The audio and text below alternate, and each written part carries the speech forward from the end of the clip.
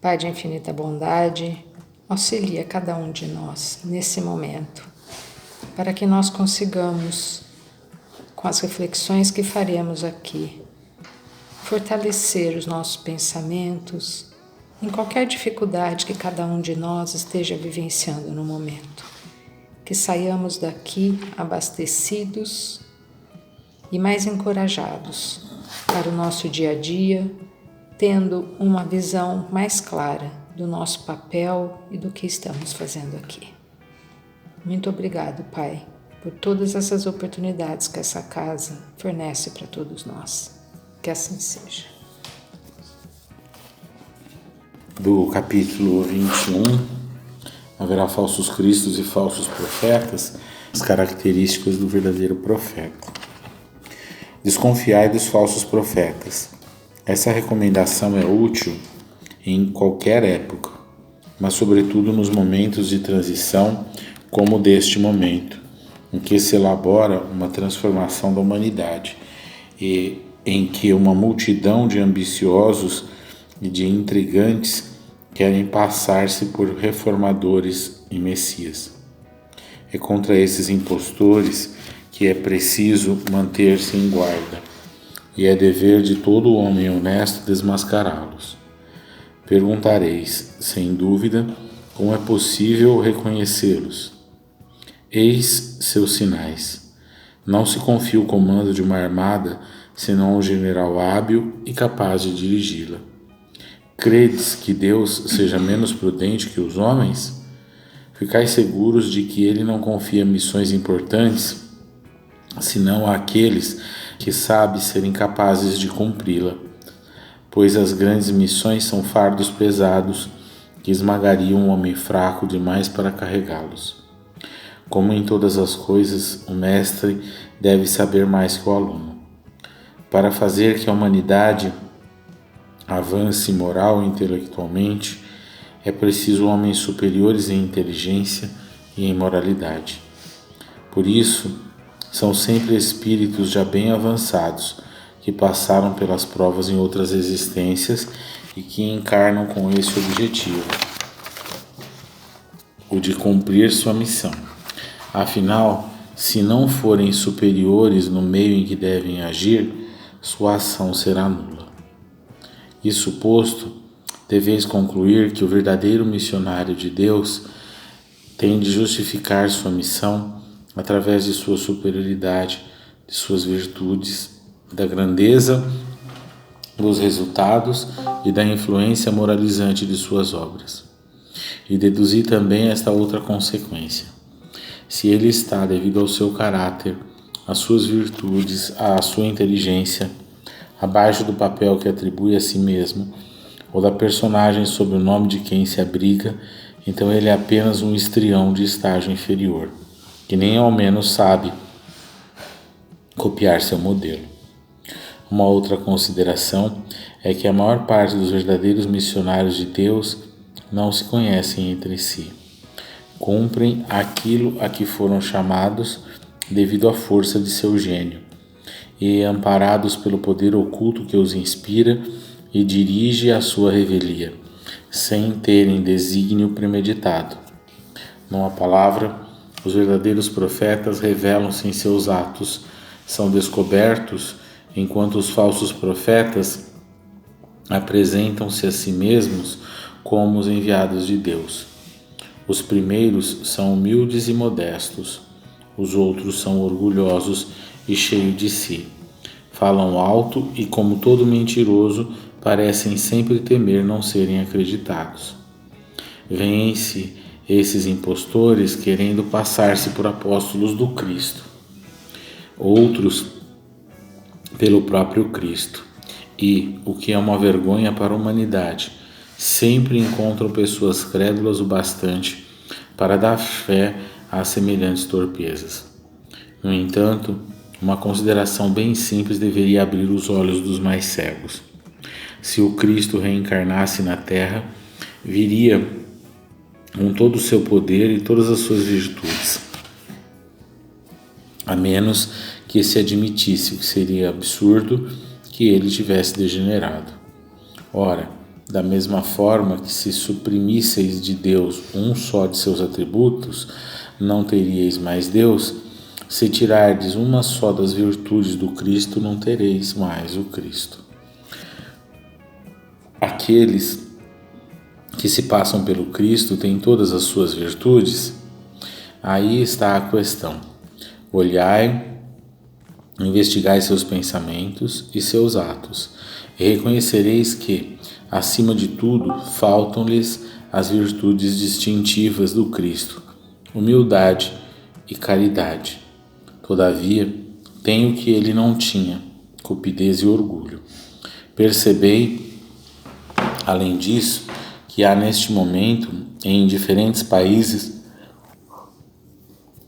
vários pretensos Cristos, como há vários pretensos Elias, São João ou São Pedro, e que necessariamente não podem ser todos verdadeiros.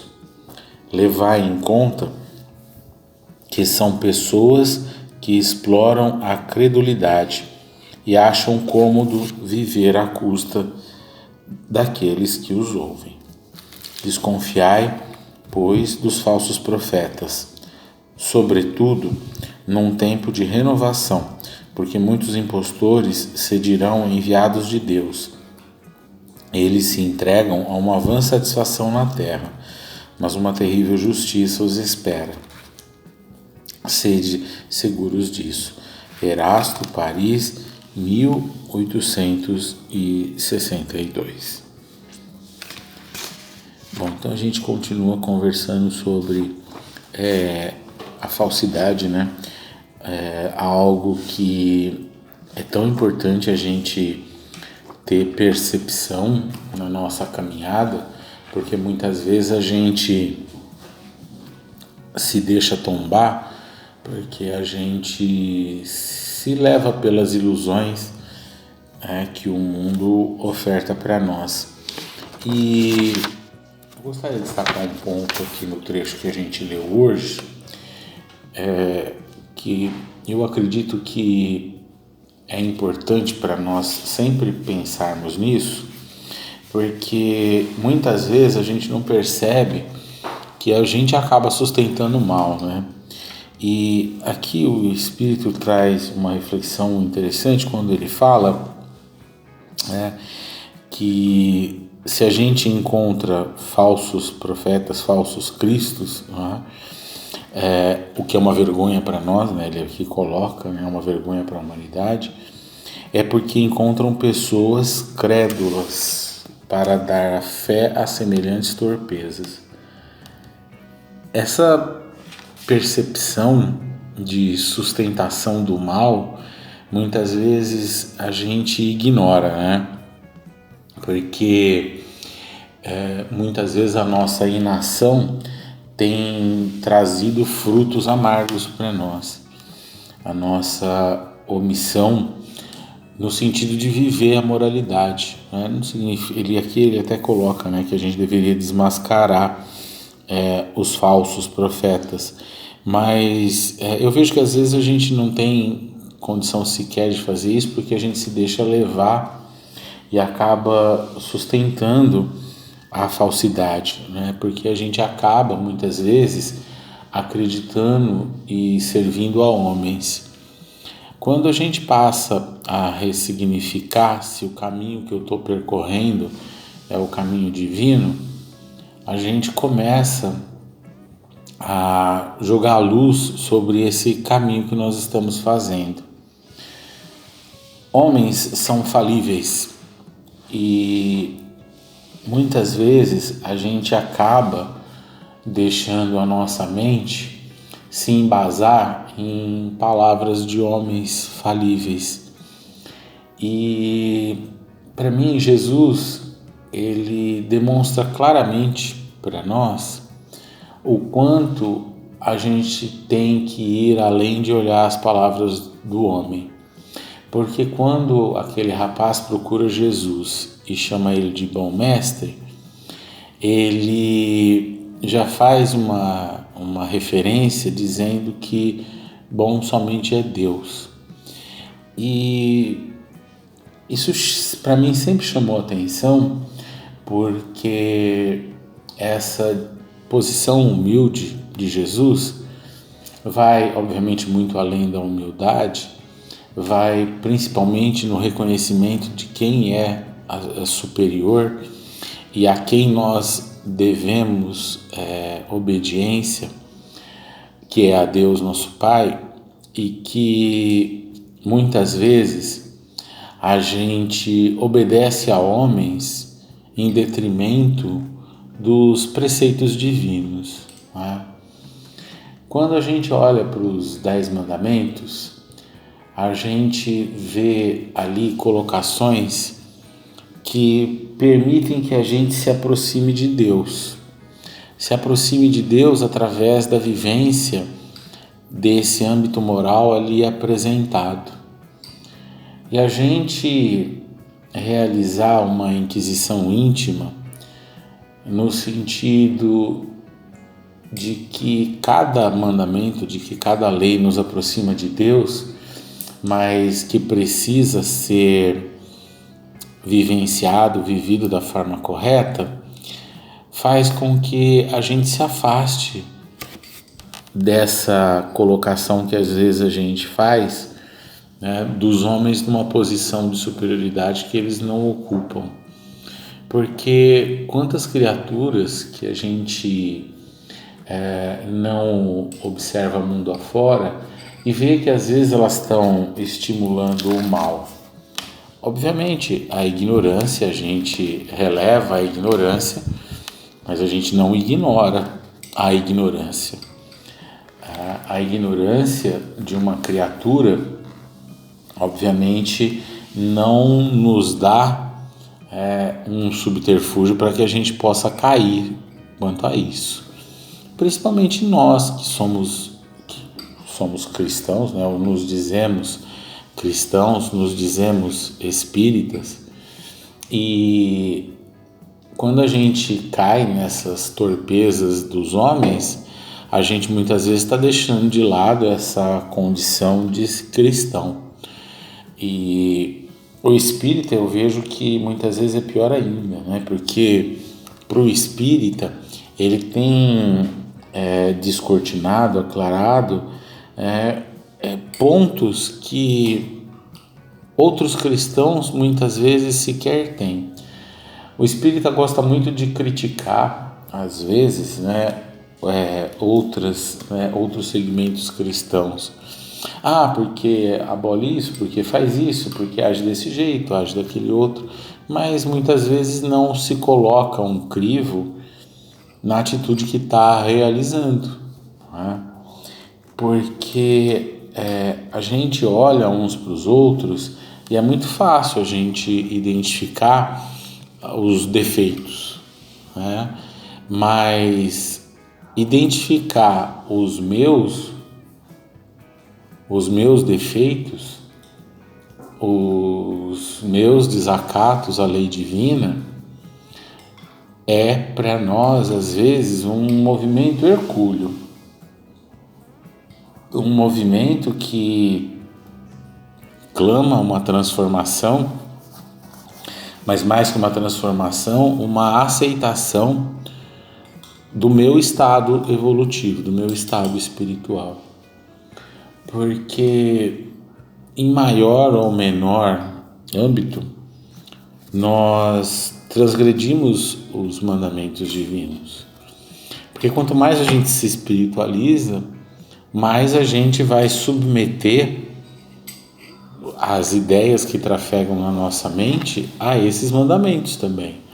No âmbito material, a gente muitas vezes até não comete um ilícito, por exemplo, o matarás, né, o semelhante, mas será que mentalmente a gente não elabora? Porque a elaboração para aquele que é o crente espírita, que crê na doutrina espírita, né? Crente no sentido de crer na doutrina espírita, ele já compreende essa intangibilidade que muitas vezes aquele que não é espírita não compreende. Então, quando a gente plasma na nossa mente uma ideia, de fazer o mal para o outro, por exemplo, a gente muitas vezes é mais culpado do que aquele que está tirando, né, a vida de alguém, né, pela ignorância do ato que ele está realizando, né? Obviamente que não se justifica em hipótese alguma, porque ceifar a vida, porque se uma criatura defende a própria vida, ela não vai querer, se ela ceifa de outra, ela está agindo da forma errada, né? Porque se ele quer preservar a dele, né? Normalmente a gente vê isso. A gente vê alguma criatura tirando a vida do outro, né? Materialmente falando, às vezes porque tem um interesse por trás nisso, mas ele sabe o que ele está fazendo, né? Talvez ele não mensure as consequências eternas, como por exemplo a gente como espírita já consegue mensurar. E eu acho que o cristão, de um modo geral, ele já consegue mensurar, né, a amplitude do ato. Mas o espírito, eu acho que tem uma responsabilidade ainda muito maior, né? Mas essa responsabilidade que eu vejo que nós como espírita temos, para que a gente não se torne, né, um falso profeta, e sim um verdadeiro profeta, porque ser verdadeiro não é que eu tenho que ser verdadeiro para o outro, né? Se eu sou verdadeiro para o outro a partir do momento que eu tenho a verdade em mim e vivencio a verdade. Então o que adianta eu falar, né, que não deve matar, mas mentalmente, quando, né, eu vivencio uma situação difícil, quando alguém questiona as minhas ideias, quando alguém ao contrário, né, coloca o contrário às minhas ideias e eu desejo, né, o mal, às vezes até a morte para o outro, né, então eu tenho aí um problema bem sério, né, pensando como espírita, porque eu já não faço materialmente, mas fluidicamente eu estou criando aquilo e eu estou ajudando a sustentar. E às vezes a gente não para poder pensar isso, né? Porque essas nossas características, elas dão para nós uma impressão de personalidade e postura, como se a gente tivesse na fronte estampado ali quem verdadeiramente nós somos. E os nossos atos, mais cedo ou mais tarde, vão demonstrar quem nós somos, o que verdadeiramente nós acreditamos, o que verdadeiramente nós professamos, e o que a gente vive.